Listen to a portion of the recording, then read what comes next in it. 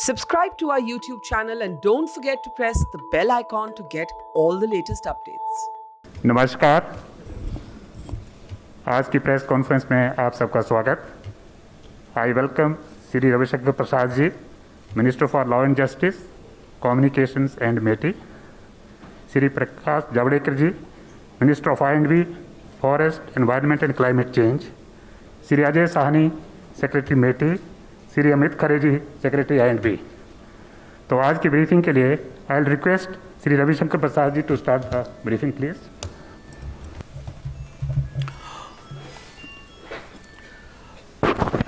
मित्र प्रकाश जी, पदाधिकारीगण और सभी आई&बी सेक्रेटरी और आईटी सेक्रेटरी और पत्रकार मित्रों, आज हम सोशल मीडिया के संबंध में गाइडलाइन और डिजिटल मीडिया और ओटीटी के बारे में कोड ऑफ एथिक्स, इसको लेकर आपसे चर्चा करने के लिए उपस्थित हुए हैं। ये आपको हम बता दें कि जो सोशल मीडिया है, बाकी इंटरमीडियरी है, उसके संबंध में जो हमने गाइडलाइन बनाई है नई, उसको मैं प्रस्तुत करूंगा। और अब डिजिटल मीडिया और ओटीटी के बारे में आईटी एक्ट के अंतर्गत ही हम लोगों ने वो एडमिनिस्ट्रेशन आई&बी को सौंपा है। तो आई&बी के द्वारा जो फाइनलाइज किया है, चर्चा करके बाद वो उस रूल के बारे में प्रकाश जी बताएंगे। Let me first lay down the ground rule very clearly. Social media is welcome to do business in India. They have done exceedingly well. They have got good business. They have got good number of users, and they have also empowered ordinary Indians. इसकी हम तारीफ करते हैं। व्यापार करें, पैसे कमाएं और सोशल मीडिया पर ऑर्डिनरी इंडियंस को आप मजबूत करें। आपका स्वागत है। The government welcomes criticism and the right to dissent. Let me make it very clear. And social media has been used to ask questions too, but it is very important that the users of social media must be given the forum to raise their grievance and resolution against the use, against the abuse and misuse of social media. Let me repeat, it is very important that the social media users running into crores should also be given a proper forum for resolution of their grievances within a time-bound manner against the abuse and misuse of social media. ये हमारा एक बहुत बड़ा इसका focus है कि we are empowering the ordinary users of social media in this process. बाकी प्रकाश जी उस विषय को बताएंगे। हमारे सामने शिकायत आती थी कि एक महिला की मॉर्फ फोटो दिखाई जा रही है, मॉर्फ किया हुई। बॉयफ्रेंड गर्लफ्रेंड स्प्लिट कर गए, बहुत कॉम्प्रोमाइजिंग फोटोग्राफ दिखाई जा रही है।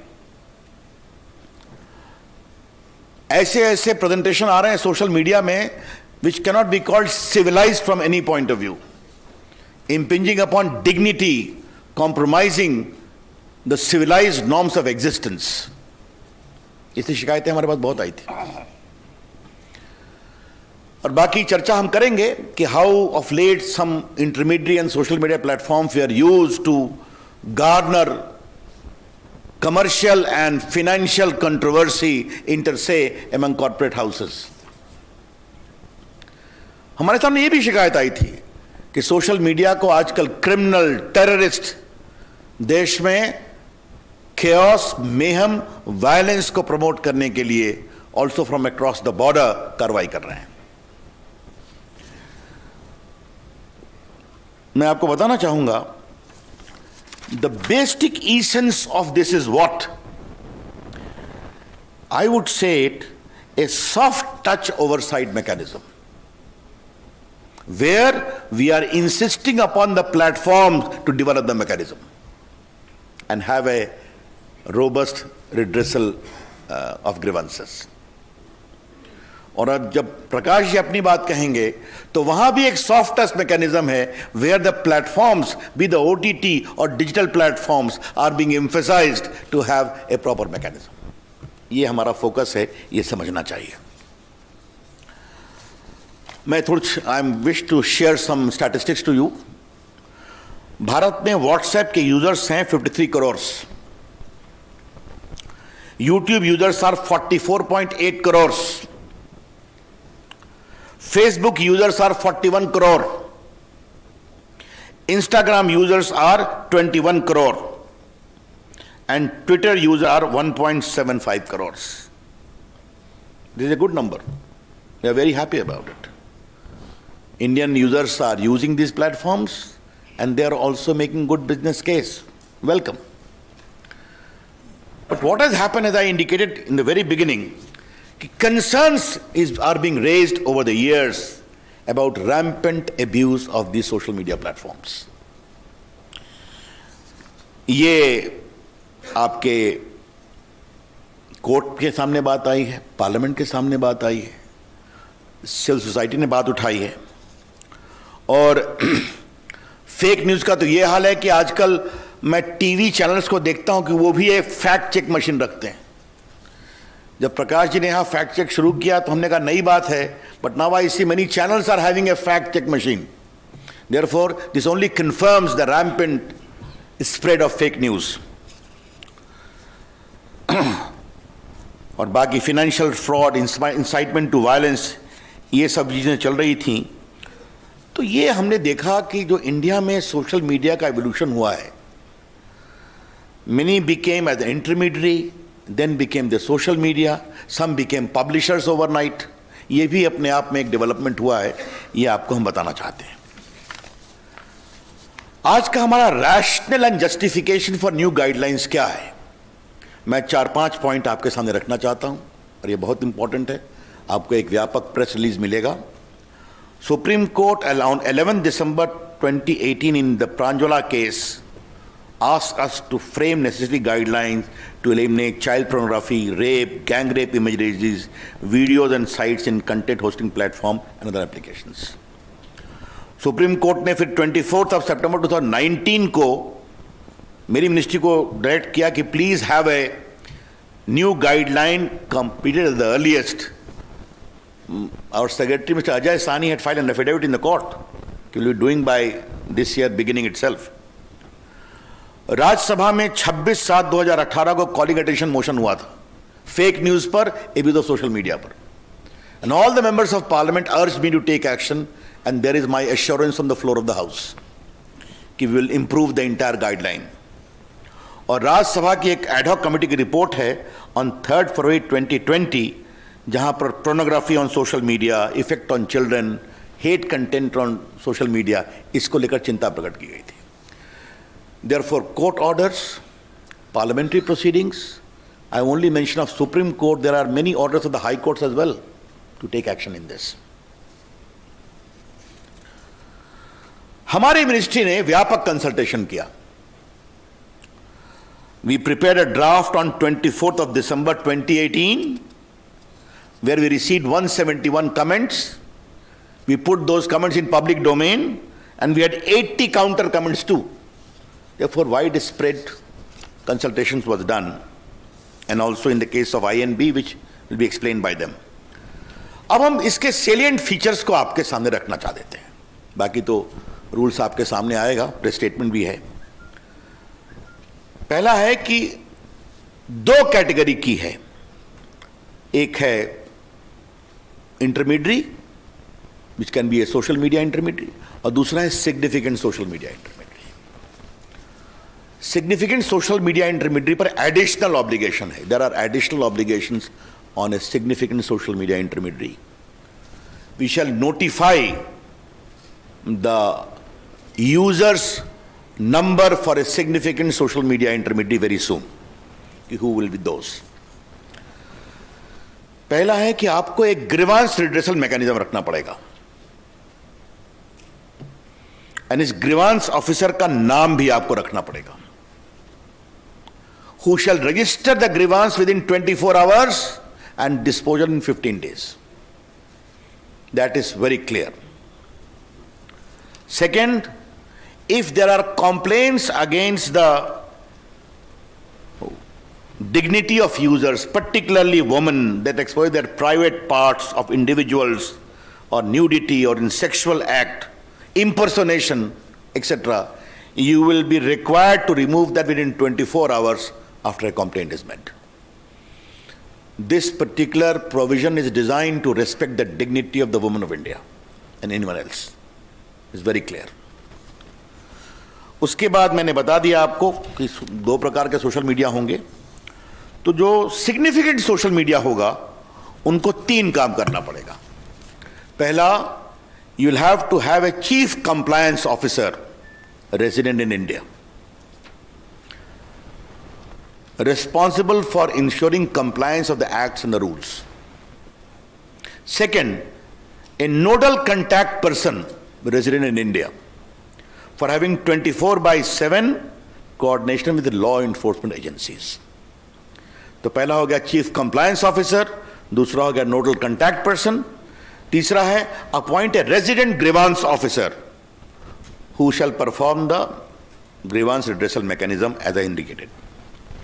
And next is, you must publish a monthly compliance report कि आपके पास कितने कंप्लेंट्स आए, आपने उन पर क्या कार्रवाई किया और क्या redressal किया. Therefore, just to concretize, we are empowering the ordinary users of social media and other intermediaries. You must have a robust grievance redressal mechanism, instituting the complaint within 24 hours, redressal within 15 days. You must have a chief compliance officer for significant social media. You must have a nodal contact person. You must have a resident grievance officer, all residing in India. And you must give a monthly compliance report. ये बहुत स्पष्ट है. उसके बाद एक सवाल आता है फर्स्ट ओरिजिनेटर का कि खुराफात हुई, but who was the creator, who was the first creator of the mischief? बार बार चीजें रीट्वीट पर ट्वीट होनी शुरू होती हैं, कई बार महम शुरू हो जाता है ऑन व्हाट्सएप, मॉब लिंचिंग में. तो फर्स्ट ओरिजिनेटर कौन है इसके बारे में बताना पड़ेगा. This first originator will not, we don't like to have the content, क्योंकि कंटेंट तो बाहर आ जाता है, कई लोग ट्वीट रिट्वीट करते हैं. हु बिगैन द मिसचीफ, ये आपको बताना पड़ेगा. ये मिसचीफ अगर भारत के बाहर से हुआ है तो भारत में उसको किसने शुरू किया ये बताना पड़ेगा. I repeat, the social media platforms upon being asked either by a court order or by the government authority will be required to disclose the first originator of the mischievous tweet or message as the case may be.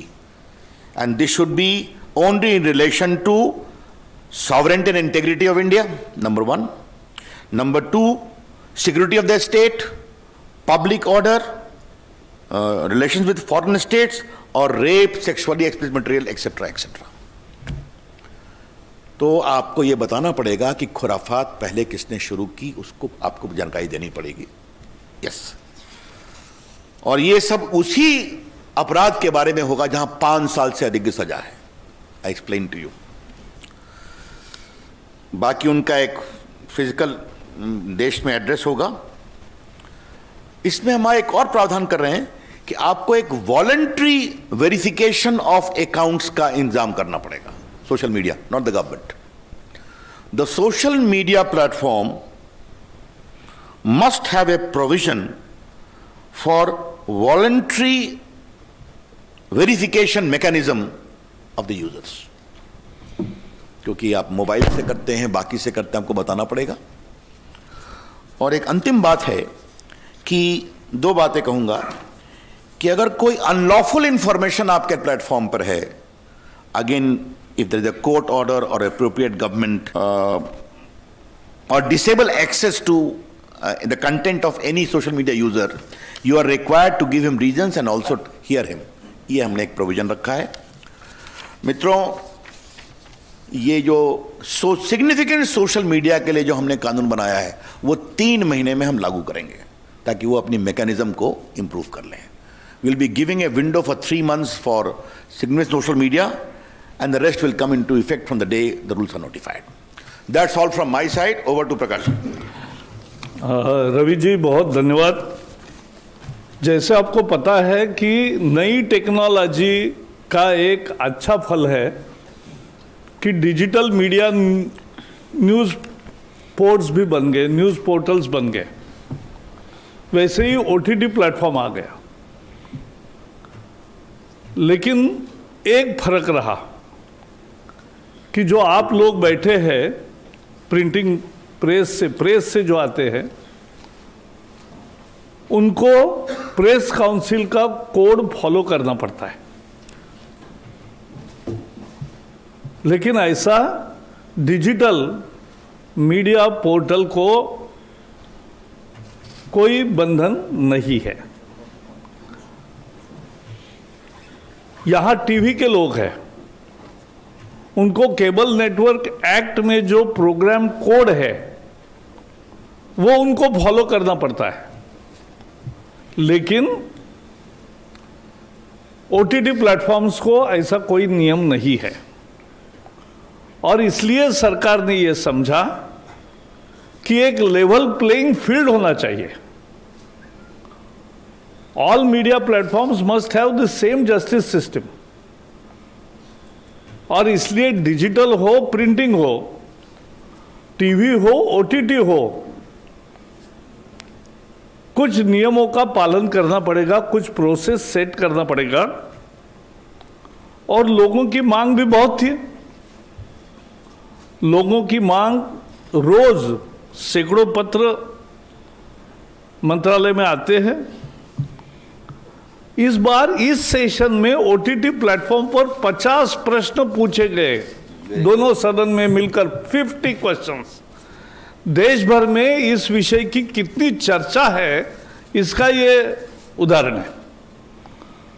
और उसके बाद हमने OTT platforms के साथ दिल्ली, चेन्नई और मुंबई में उन उद्योगों के सभी लोगों को बुला के विस्तृत चर्चा की। मैंने खुद दिल्ली में 2 मीटिंगें बुलाई, और पहले मीटिंग में मैंने ओटीटी प्लेटफॉर्म को कहा कि आप सेल्फ रेगुलेशन बनाओ जैसा टीवी वालों ने बनाया है, लेकिन नहीं हुआ दुर्भाग्य से। फिर मैंने एक बार फिर मीटिंग बुलाई और कहा कि 100 दिन में बनाओ, लेकिन वो भी नहीं बना। बाद में कुछ नोट बनी थी जिसमें कोई सेल्फ रेगुलेशन, बाहर का कोई आदमी भी नहीं था। और इसलिए हमने तय किया कि एक इंस्टीट्यूशनल मैकेनिज्म सभी मीडिया के लिए होना चाहिए, क्योंकि मीडिया की आजादी लोकतंत्र का आत्मा है। Both we have fought for maintaining press freedom and have gone to jail during emergency. But let me also tell you that every freedom has to be responsible freedom. और उसके लिए we have decided to have 3-tier mechanism for OTT platforms. First, for OTT and digital news media, both will have to disclose their details from where they publish, how they publish, how much is the spread, anything. So that disclosure will come. That is first, information. We are not mandating a registration. We are seeking information. Then second is, there has to be grievance redressal system, as Ravi ji has said. Their grievance redressal system, in the same manner, it will work in OTT platforms and digital portals also.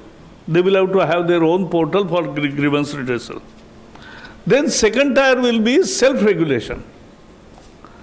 On OTT platforms, they will have to have a self-regulation, a body headed by a retired Supreme Court or High Court judge, or otherwise very eminent person in this category. So this is what we are entailing. So there, any grievances, there has to be a place for making grievance. उसकी सुनवाई होनी चाहिए और उसके सुनवाई पर कोई judgement आना चाहिए। और जैसे हम टीवी पे देखते हैं कि टीवी पर स्क्रॉल आता है, माफ़ी मांगते हैं, कुछ दंड भी होता है, तो ये खुद करते हैं, सरकार नहीं करती। तो वैसा ही हम करना चाहते हैं कि ये होना चाहिए।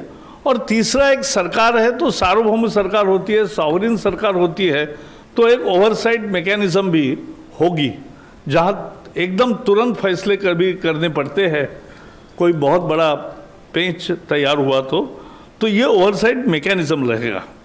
और OTT प्लेटफॉर्म में एक और है कि अभी सेंसर बोर्ड होता है फिल्म वालों को, लेकिन OTT को सेंसर बोर्ड नहीं है।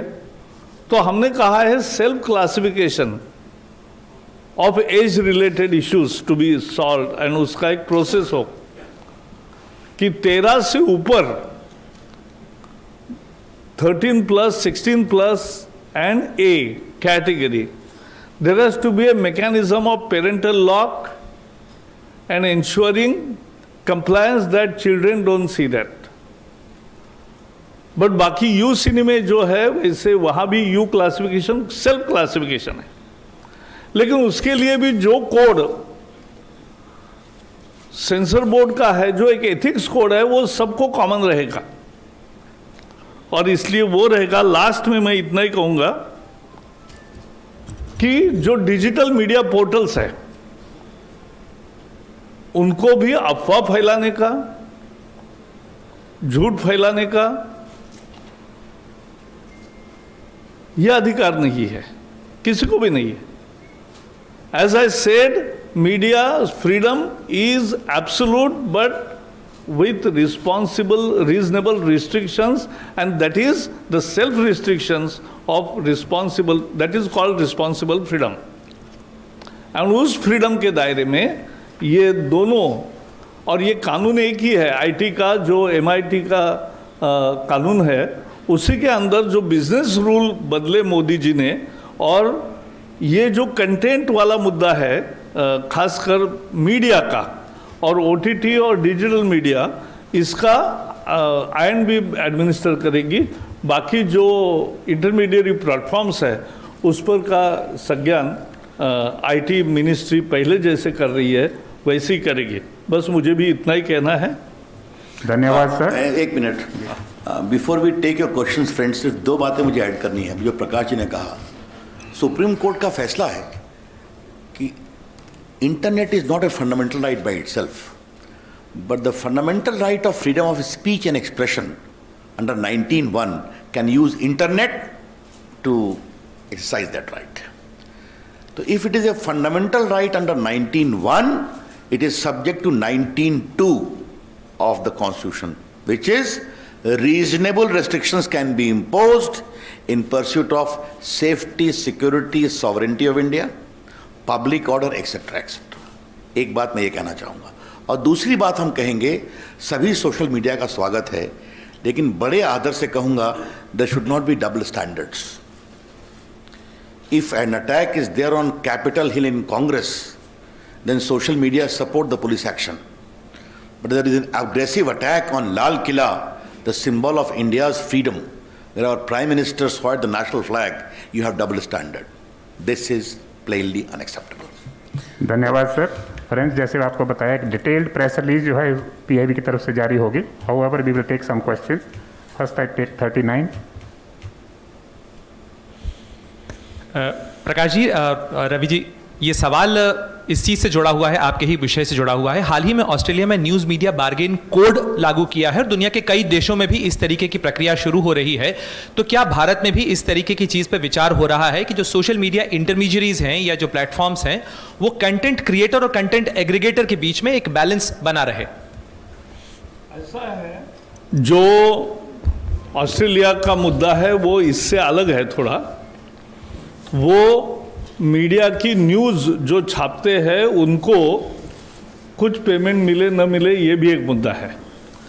लेकिन मैं इतना ही कहूँगा कि दुनिया के सिंगापुर, ऑस्ट्रेलिया, यूरोपियन कमीशन या बाकी अन्य देशों में भी इस विषय में क्या क्या हो रहा है इसका हम जानकारी भी रखते हैं और उसकी राय जब प्रकट करना होगा तो करेंगे।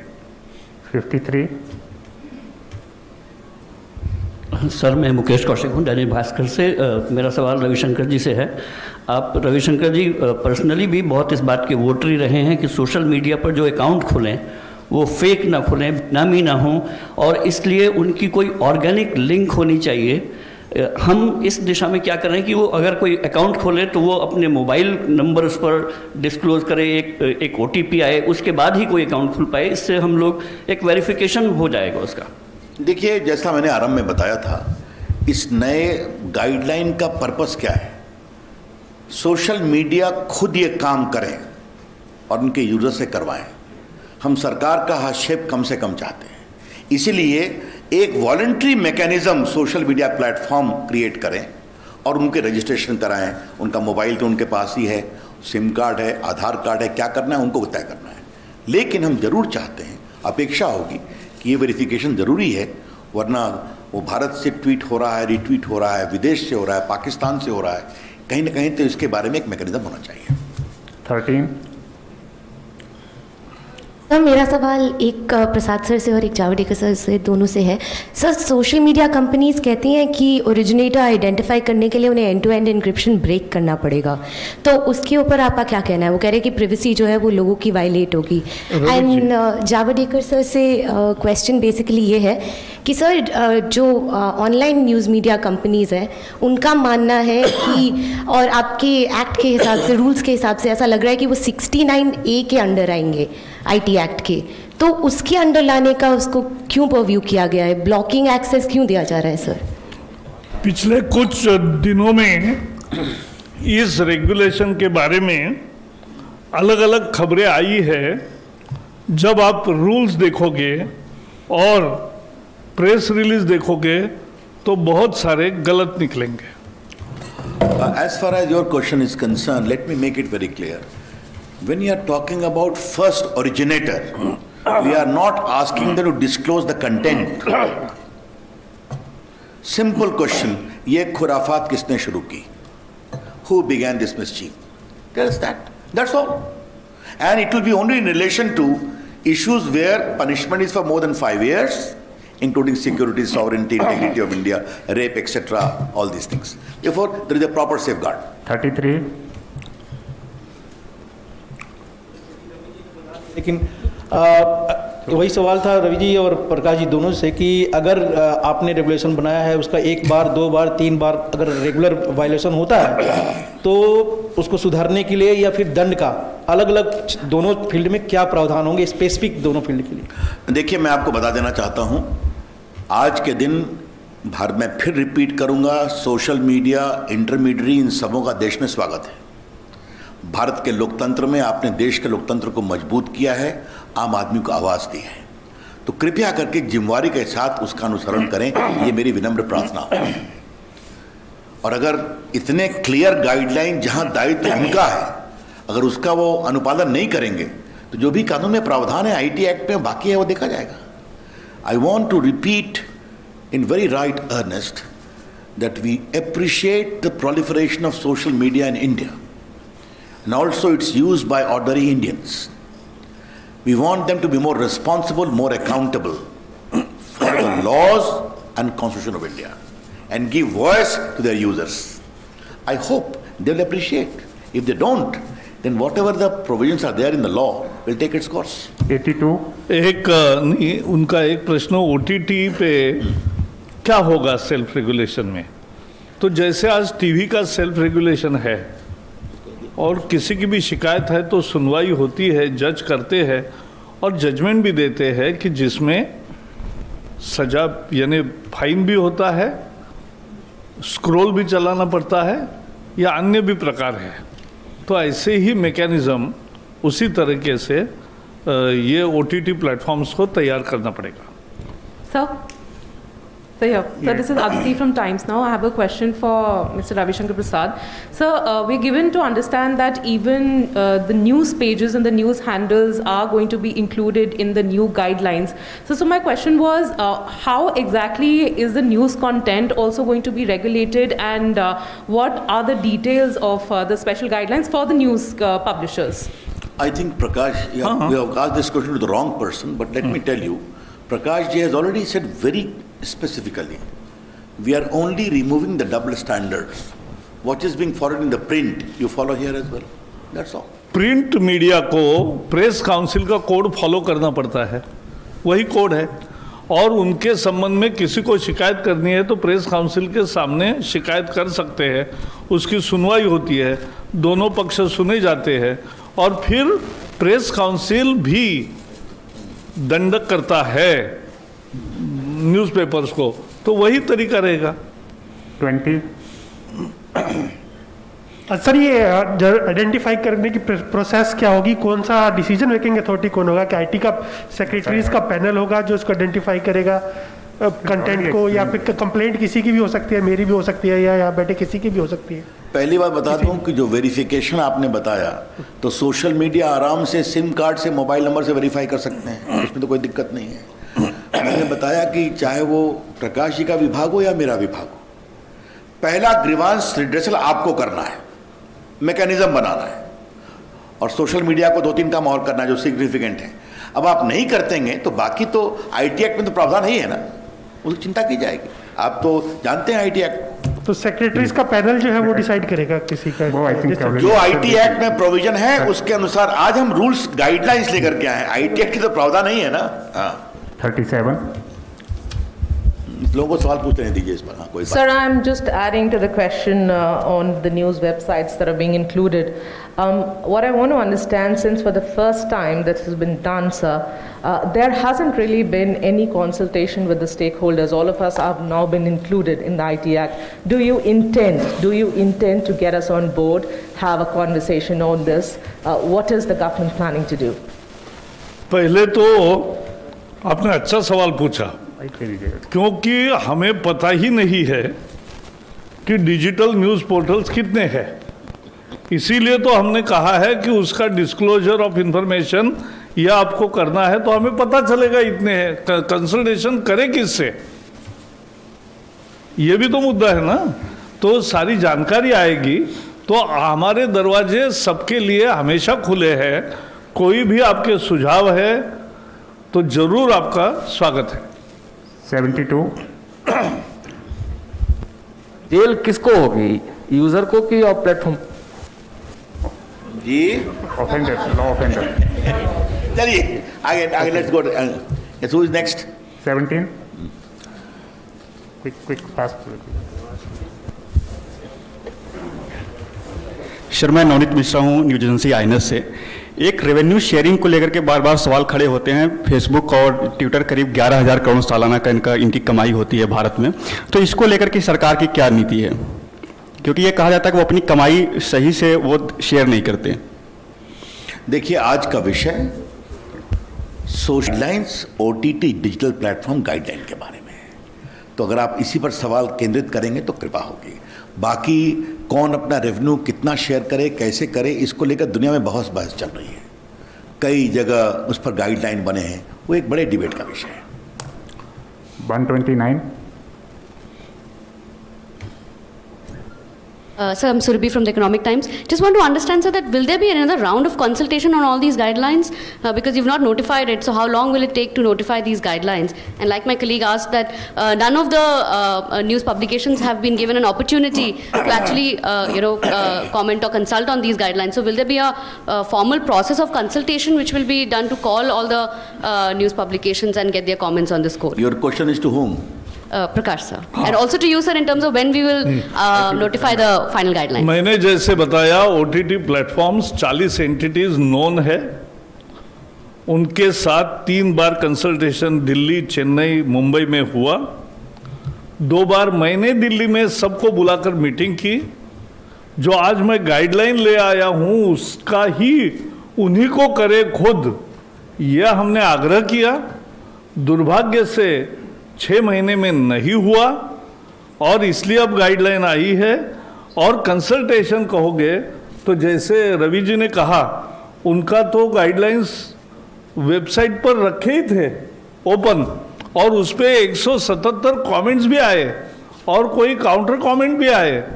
तो ये कहना कि कंसल्टेशन हुआ ही नहीं, सिर्फ डिजिटल न्यूज़ पोर्टल का मुद्दा ऐसा है, कौन है और कैसे कौन कौन है ये किसी को पता ही नहीं है।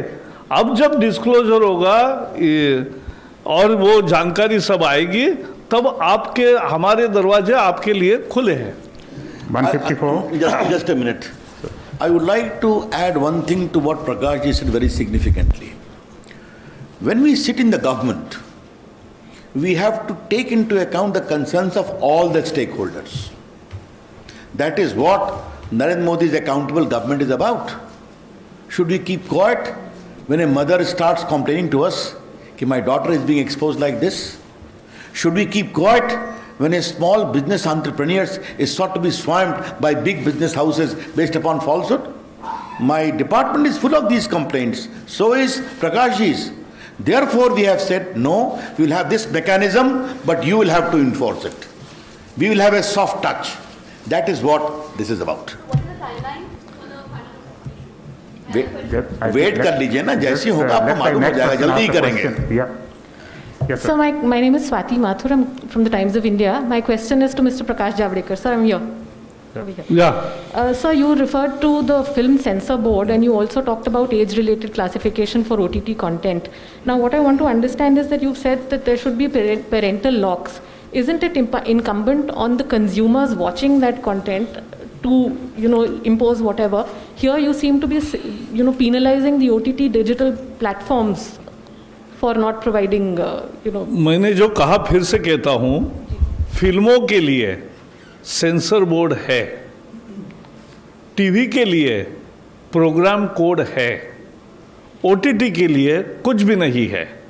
तो प्रोग्राम कोड आएगा जो टीवी वालों को है, सीरियल्स वगैरह सब चलते हैं, और सिनेमा के लिए हम अभी सेंसर बोर्ड उसमें नहीं ला रहे।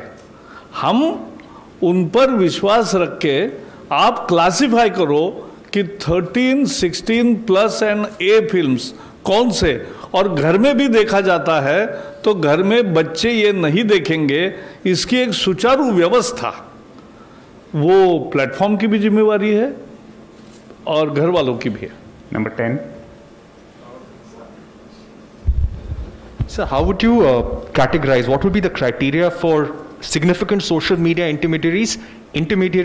I think, sir, initially in your comments, you also said that significant social media intermediaries will be given 3 months to comply with this. Is there any timeline for OTT as well, sir? Mr. Javadekar, this is a question to both, sir. The first question is significant social media and non-significant social media would be classified based upon the number of users. Very soon, we are going to notify it. It will be a significant number, maybe 50 lakh or above or something like that. That we are working out, but very soon we are going to notify that.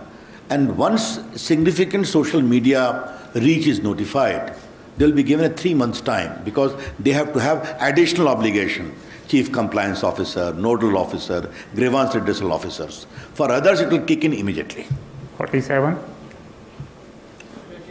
Venkatraman, vanakkam. Yes, vanakkam. And sir, question about the subject, not about Tamil Nadu election. Yeah, I'm related to Tamil Nadu only. I'm going to ask you, what message you want to give it to the people of Tamil Nadu? I think. But so far, whatever you said in Hindi, you are addressing the only North Indian media. No. But you're not bothered about taking into consideration Tamil Nadu. Because Ravi Shankar ji had a stake in Tamil Nadu, he was responding in English. I will respond. I will respond to you in English. See, the advancement of technology has brought on the fore very useful mechanisms, and like OTT platforms and the digital news portals. But there were any mechanism, institutional mechanism to guide to the people also, because for films there is censor board, which we are not repeating here in OTT. But there is self-regulation mechanism in TV with program code to be followed. The same thing we are bringing to OTT, and at the same time, for digital news portal, they will have to first give information about their existence, and then they have to follow the press council code that is called Code of Ethics. So this is what we are expecting. We believe in our media, we believe they're responsible, and as I said, we fought and went to jail for 16 months to preserve the freedom of media. But media's freedom is also has to be responsible freedom. To make it that responsible freedom का ही ये एक mechanism है. This is the mechanism for responsible freedom. 18. Javadekar Saab, I just wanted to get a small clarification on the issue of suo motu powers or emergency powers, when government will intervene. How will it play out? What is the mechanism? Who will be the nodal agency? And how do you expect this compliance within 36 hours? There is, even on today's TV shows and complaints, there is a standard interdepartmental oversight mechanism. So that is already exists. There are proper provisions under the IT Act to take emergency measures in case of real emergencies. But once those orders are invoked by the IT Secretary or by the INB Secretary, as the case may be, it has to be affirmed by a proper committee, it has to be reviewed, and there is a review mechanism which we have imported, that of the telegraph rule, namely headed by the Cabinet Secretary in the Government of India and Chief Secretary in the State Government. Therefore, there are proper safeguards also in case of exercise of emergency powers. Sir नमस्कार, मैं Pradeep total news से। Sir मेरा एक clarification जानना था कि जो ये गाइडलाइन तैयार की गई है, क्योंकि हाल के दिनों में हमने देखा है जो पॉलिटिकल पार्टियों के आईटी सेल्स होते हैं वो ख़ास तौर से हेट स्पीच चलाते हैं और उसके बाद वो वायरल होते हैं, उसके बाद एक पॉलिटिकल मैसेज जाता है। तो क्या इसमें पॉलिटिकल पार्टी भी इस दायरे में आएगी और उसका क्या गाइडलाइन होगा? देखिए, मैंने आपको पहले भी कहा था कि अगर देश में करोड़ों लोग सोशल मीडिया को यूज़ कर रहे हैं तो अपने वो विचारों का भी मैं अपनी पार्टी के भी विचारों का कर सकता हूँ, वो भी कर सकते हैं, लेकिन जो नॉर्म्स हैं उनका तो पालन करना पड़ेगा ना, कि आप किसी को डिफेम मत करिए, किसी महिला के खिलाफ इस तरह की बातें ना करिए, आप आतंकवाद को ना बढ़ाइए, या कई चीज़ें जो अब चली हुई हैं, तो इसका विचार करना पड़ेगा। ये सब पर लागू है, कोई पॉलिटिकल एक्टिविस्ट हो या नॉन पॉलिटिकल एक्टिविस्ट हो। 38. So, Anushri from Financial Express. My question is to Mr. Javadekar. Sir, you spoke about the self-regulatory body for OTT, and which will be headed by either a retired Supreme Court judge or a High Court judge.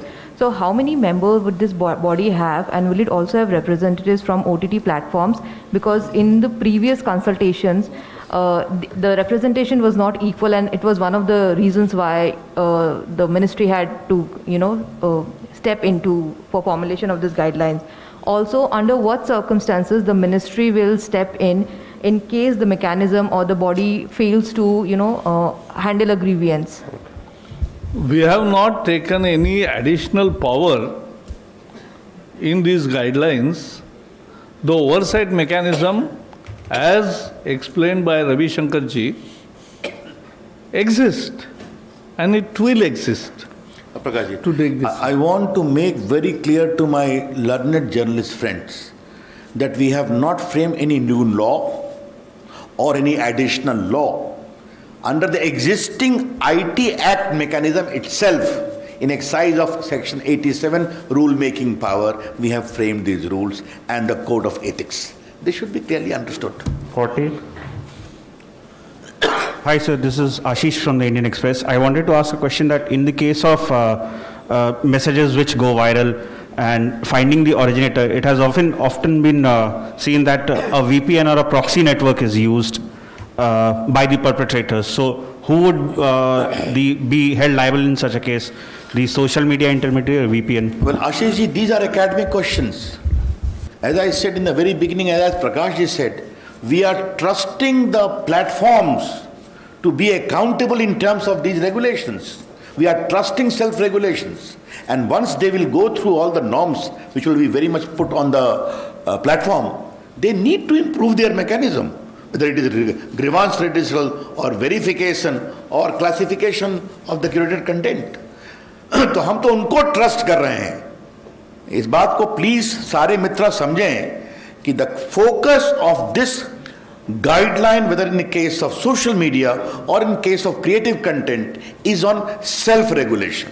You develop, this is the norm, please ensure it followed up. Last question, 15.